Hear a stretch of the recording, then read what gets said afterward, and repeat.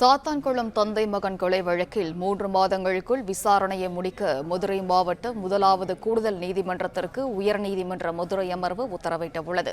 கூடுதல் விவரங்களை வழங்குகிறார் செய்தியாளர் சந்திரன். வணக்கம். இந்த வழக்கின் விவரம் என்ன? வணக்கம். சாத்தான்குளம் தந்தை மகன் மரண வழக்கு விசாரணையை முடிக்க விசாரணை நீதிமன்றம் 3 மாதம் இறுதி ஆலவாசம் வழங்கி மதுரை அமர்வு உத்தரவிட்டுள்ளது.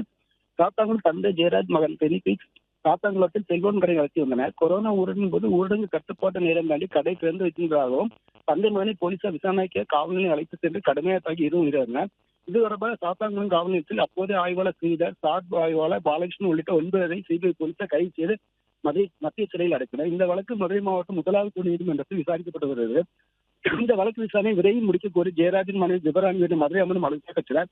இதனை விசாரித்த உயர்நீதிமன்றம் சாத்தான்குளம் கொலை வழக்கு விசாரணை 6 மாதத்தில் முடிக்க உத்தரவிட்டது. இந்த நிலையில் இந்த விசாரணை முடிக்க மேலும் 6 மாத கால அவகாசம் வழங்க மதுரை மாவட்ட நீதிமன்றம் சார்பில் உயர்நீதிமன்றம் மதுரை அமர்வில் மனு தாக்கல் செய்யப்பட்டது. இந்த மனு விசாரித்த நீதிபதி முரளிசங்கர் சாத்தான்குளம் தந்தை மகன் மரண விசாரணை முடிக்க மேலும் 3 மாத இறுதி கால அவகாசம் வழங்கி உத்தரவிட்டுள்ளனர். விவரங்களுக்கு நன்றி சந்திரன். பிளே ஸ்டோர் மற்றும் ஆப் ஸ்டோரில் இருந்து பாலிமர் செயலியை QR கோடு மூலம் பதிவிறக்கம் செய்யுங்கள். செய்திகளை உடனுக்குடன் பெறுங்கள்.